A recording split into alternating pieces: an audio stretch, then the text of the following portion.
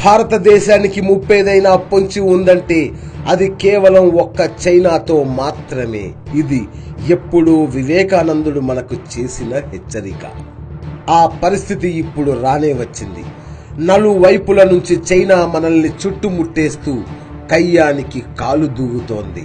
మరి ఆ కాళ్లను విరగ్గొట్టాలంటే మనము సై అనాలా? అనక్కర్లేదు. నో అంటే చాలు. దేనికి నో అనాలి? మేడ్ ఇన్ చైనాకు నో అంటే చాలు.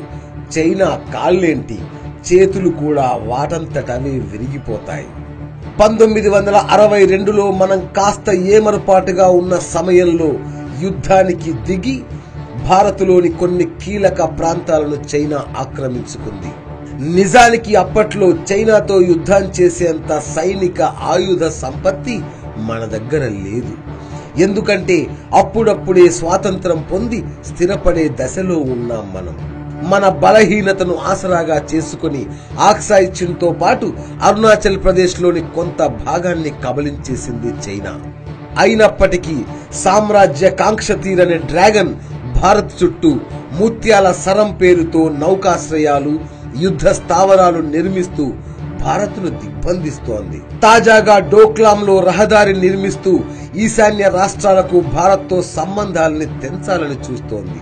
దీనిని అడ్డుకున్న భారత దళాలు చైనాకు గట్టి పోటీనే ఇస్తున్నాయి. అంగుళం కూడా ముందుకు రాకుండా అడ్డుకుంటున్నాయి.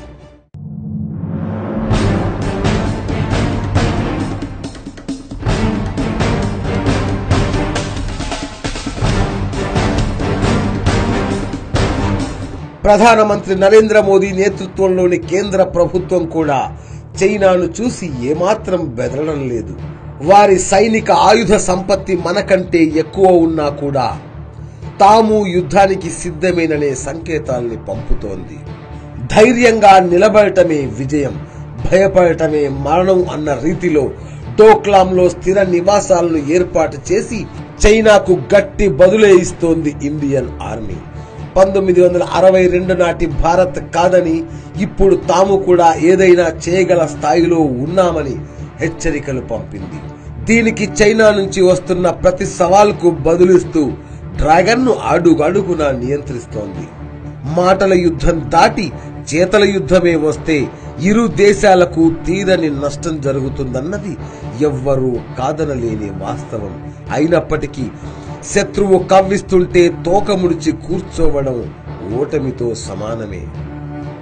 అందుకే భారత్ కూడా యుద్ధానికి సై అంటోంది. అయితే సైనికులు తమ వంతు బాధ్యతల్ని సమర్థవంతంగా నిర్వర్తిస్తున్నారు. మరి ప్రజలం మనమేం చేయాలి? ఏం చేయాలో ముంబైలోని పాఠశాలల ప్రధానోపాధ్యాయులు తమ ఆచరణతో మనకు మార్గనిర్దేశం చేస్తున్నారు. అదే నో మేడ్ ఇన్ చైనా మంత్రం.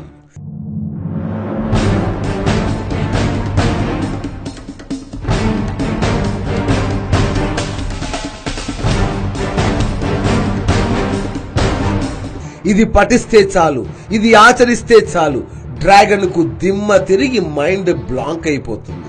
ముంబైలోని పాఠశాలల ప్రధానోపాధ్యాయుల అసోసియేషన్ 2 రోజుల క్రితం ఈ కీలక నిర్ణయం తీసుకుంది.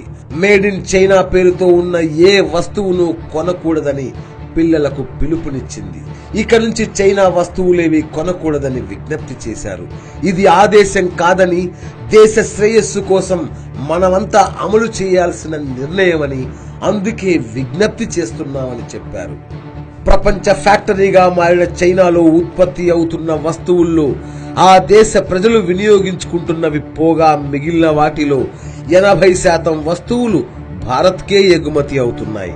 అంతేకాక చైనా కంపెనీలు భారత్లోనూ మకాం వేసి వస్తువుల్ని ఉత్పత్తి చేస్తున్నాయి. ఫలితంగా వేల కోట్ల రూపాయలు మన దేశ సంపదను చైనా చేతుల్లో పెడుతున్నాం. దాదాపు అనధికారిక లెక్కల ప్రకారమే రోజుకు 100 కోట్ల రూపాయల విలువైన చైనా వస్తువుల్ని మనం భారతీయులం కొంటున్నాం. ఒకవేళ ఇవి కొనడం మనమంతా మానేస్తే అప్పటికప్పుడు చైనా రోజుకు 100 కోట్ల రూపాయలు నష్టపోతుంది. ఇది ప్రత్యక్షంగా కనిపించే నష్టం. పరోక్షంగా ఆ దేశంలోని ప్రజలు ఉపాధిని కోల్పోతారు. ఆ దేశం ఆర్థికంగా బలహీనపడుతుంది. చైనాలో తయారయ్యే వస్తువులు కుప్పలు తెప్పలుగా పేరుకుపోతాయి. చాలా దేశాల్లో చైనా వస్తువులపై ఇప్పటికే నిషేధం అమల్లో ఉంది. పైగా మన దేశమంతా పెద్ద మార్కెట్ చైనాకు మరొకటి లేనేలేదు. మన దేశంలో అమ్మే వస్తువులతోనే చైనా మనుగడ సాగిస్తుందని చెప్పిన అతిశయోక్తి లేదు. ఇప్పుడు ఆ వస్తువులే అమ్ముడు పోకపోతే ఇంతకంటే పెద్ద యుద్ధం ఏదైనా ఉంటుందా? అందుకే మనమంతా ఇప్పుడు ప్రతిజ్ఞ చేయాల్సిన సమయం వచ్చింది. No made in China. ఈ భావనను షేర్ చేయండి, లైక్ చేయండి. తద్వారా లక్షల కోట్ల మంది భారతీయులకు ఈ సందేశాన్ని చేరవేద్దాం. మన వంతు కర్తవ్యాన్ని నిర్వర్తిద్దాం.